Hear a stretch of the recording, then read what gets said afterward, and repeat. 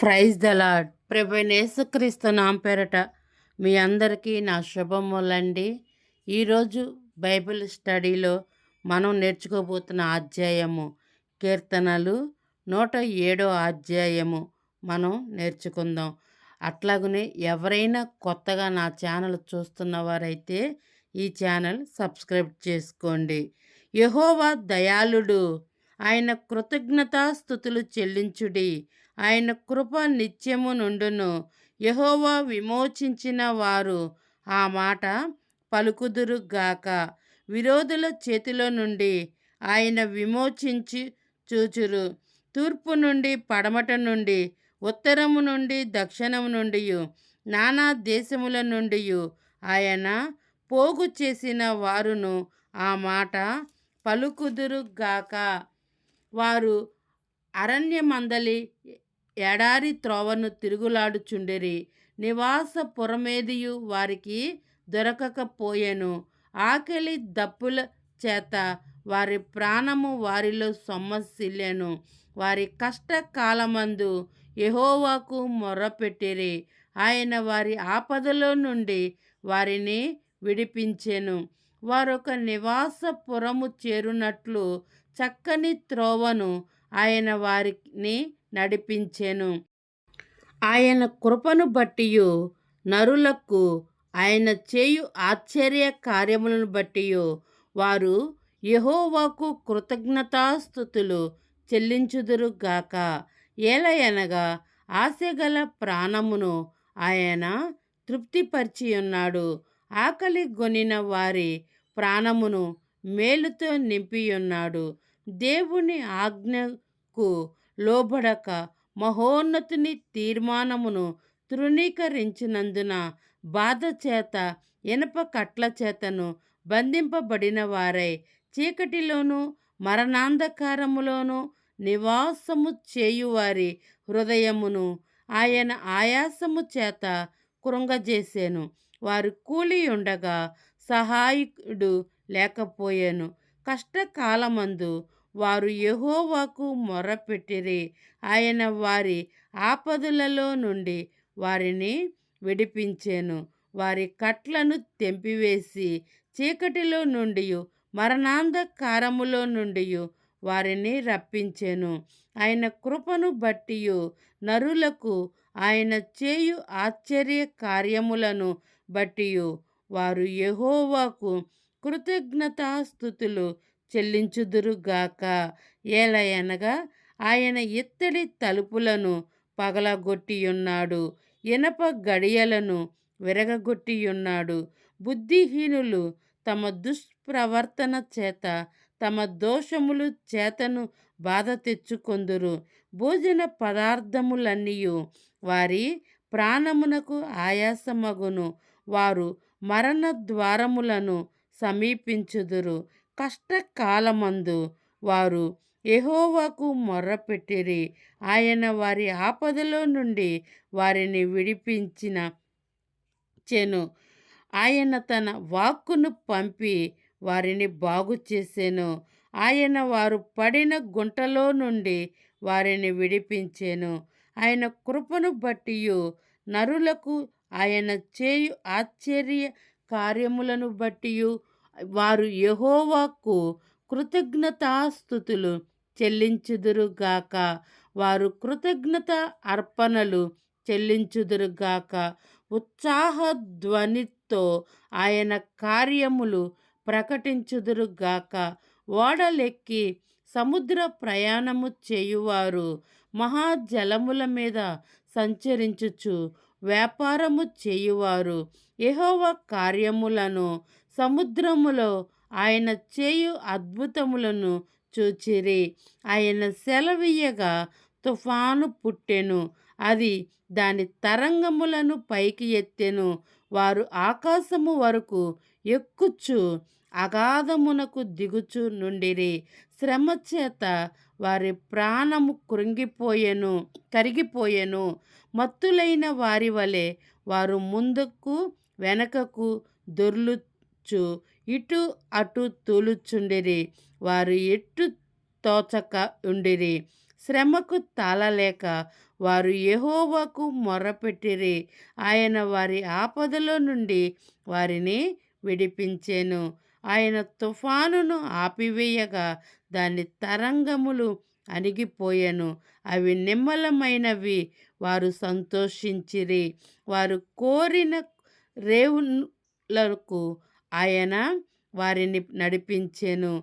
ఆయన కృపను బట్టియు నరులకు ఆయన చేయు ఆశ్చర్య కార్యములను బట్టియు వారు యెహోవాకు కృతజ్ఞతాస్తుతులు చెల్లించుదురుగాక. జన సమాజములో వారాయనను ఘనపరుచుదురుగాక. పెద్ద సభలో ఆయన కీర్తించుదురుగాక. దేశ నివాసుల చెడుతనమును బట్టి ఆయన నదులను అడవిగాను, నీటి బుగ్గలను ఎండిన నేలగాను, సత్తువ గల భూమిని చవిటి పర్రగాను మార్చెను. అరణ్యమును నీటి మడుగులుగాను, ఎండిన నేలను నీటి ఊటల చోటుగాను ఆయన మార్చి, వారు అచట నివాసపురము ఏర్పరచుకున్నట్లు పొలములలో విత్తనములు చల్లి ద్రాక్ష తోటలు నాటి వాటి వలన సస్య ఫలము సమృద్ధి పొందినట్లును ఆయన ఆకలి కొనిన వారిని అచ్చట కాపురముంచెను. మరియు ఆయన వారి ఆశీర్వదింపగా వారు అధికముగా సంతానాభివృద్ధి నొందిరి. ఆయన వారి పశువులను తగ్గిపోనీయలేదు. వారు బాధ వలన, ఇబ్బందుల వలనను, దుఃఖం వలనను తగ్గిపోనప్పుడు రాజులను తృణీకరించుచు త్రోవలేని ఎడారిలలో వారిని తిరుగులాడ చేయువాడు. అట్టి దరిద్రుల బాధను పోగొట్టి వారిని లేవనెత్తెను. వాని వంశమునను మందవలె వృద్ధి చేసెను. యథార్థవంతులు దాన్ని చూసి సంతోషించుదురు. మోసగాండ్రందరూ మౌనముగా నొందురు. బుద్ధిమంతుడైన వాడు ఈ విషయములను ఆలోచించును. యెహోవా కృపాతిశ్రయములను జనుల తలపోయుదురుగాక. ఆమేన్. ఈ యొక్క వచనాలు అన్నీ కూడా మనము చదువుకొని ఉన్నాము కదా. చూడండి ఇక్కడ దేవుడు ఏమని చెప్తూ ఉన్నాడంటే, వారు తూర్పు నుండి, దక్షిణం నుండి, పడమర నుండి, ఉత్తరం నుండి ఆయన్నంట పోగు చేస్తారంట. జనులను పోగు చేసి వారు ఏమని దేవుడితో మాట్లాడతారంటే, యెహోవా దయాళుడు, ఆయనకు కృతజ్ఞతాస్తుతులు చెల్లించుడి, ఆయన కృప నిత్యము ఉండునని యెహోవా విమోచించిన వారందరూ కూడా ఆ మాటంట పలుకుతారంట. ఎందుకంటే దేవుడు మనలను ఆ బంధకాల్లో నుంచి విడిపించకపోతే మనలను ఎవ్వరు కూడా విడిపించరనమాట. అంతేకాకుండా ఇక్కడ చూడండి, దేవుణ్ణి వారు వేడుకున్నప్పుడు, వారు ప్రార్థన చేసినప్పుడు, వారికి ఎటువంటి సమస్యలు ఉన్నప్పటికీ కూడా మనము మొర్రపెట్టినప్పుడు ఆ యొక్క బంధకాల్లో నుంచి దేవుడు విడిపించినట్లు ఈ అధ్యాయంలో మనం చూస్తాం. దేవుడికి వ్యతిరేకంగా ఏ ఆయుధము కూడా వర్ధిల్లదు అన్న విధముగా సముద్రమును అణిచివేసి వారు చేరవలసిన ప్రదేశమును కూడా దేవుడు చేర్చి ఉన్నాడంట. అంతేకాకుండా వారు మంచి నేలన జీవించున్నట్లు, మంచి ఫలములు వారు భుజించున్నట్లు, అంతేకాకుండా వారి కష్టార్జితములు అభివృద్ధి చేసినట్లు, అంతేకాకుండా వారికి సంతాన అభివృద్ధి చేసి వారిని దీవించి ఆశీర్వదించినట్లు కూడా మనము ఈ యొక్క అధ్యాయంలో మనం చూస్తూ ఉన్నాం. అంతేకాకుండా ఇంకా మనం ఏం చూడాలంటే, దేవుడి కంట మనం ఎల్లప్పుడూ కూడా కృతజ్ఞతాస్తుతులు చెల్లించుదురుగా కానీ కూడా జన సమూహంలో వారు ఆయనను ఘనపరచుదురంట. అందుకే మనము సమాజముగా కూడి ప్రార్థించుకుంటున్నప్పుడు కొంతమందికి అదైతే నచ్చటలేదు. అయినా కానీ మనము తూర్పు నుండి, పడమర నుండి, ఉత్తరం నుండి, దక్షిణం నుండి ఏకమయ్యి ఆయన స్తుతించాలని ఈ యొక్క అధ్యాయం ద్వారా దేవుడు మనతో అయితే మాట్లాడుచూ ఉన్నాడు. అంతేకాకుండా మనమంట దేవుణ్ణి ఘనపరిచి స్తుతించినప్పుడు మనలను దేవుడైతే ఆశీర్వదిస్తాడంట.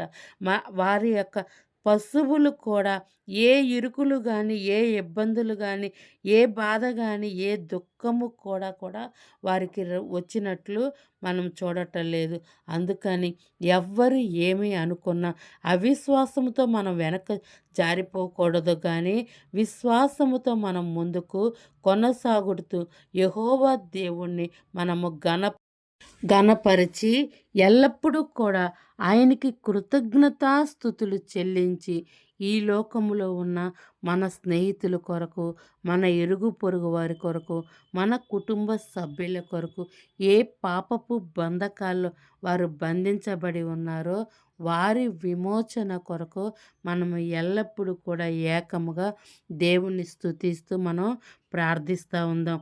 ఎందుకంటే ఈ యొక్క అధ్యాయము ద్వారా దేవుడు మనతో మాట్లాడి ఉన్నాడు. మనము బుద్ధిహీనుల వలె దుష్ట ప్రవర్తన చేత ఆయన్ను అనేకులు ఆయన కోపానికి, ఉగ్రతకు పాలైనట్లు కూడా ఈ అధ్యాయంలో మనం చూస్తున్నాం. అంతేకాకుండా ఆయన చేయు ఆశ్చర్య కార్యములు బట్టంట యెహోవాకి కృతజ్ఞతాస్తుతులు చెల్లించుదురంట. ఈ రోజున మనం సజీవంగాను, ఆరోగ్యంగాను ఈ భూమి మీద సురక్షితంగా ఉన్నాము అంటే అది ఆయన ఉచితమైన కృపే అన్నమాట. ఎంతోమంది ఇటువంటి అవకాశము లేక దాన్ని దుర్వినియోగం చేసుకుంటున్నారు. మనమైతే అలా ఉండకూడదు పిల్లలు. అర్థమైందా? గాడ్ బ్లెస్ యూ పిల్లలు.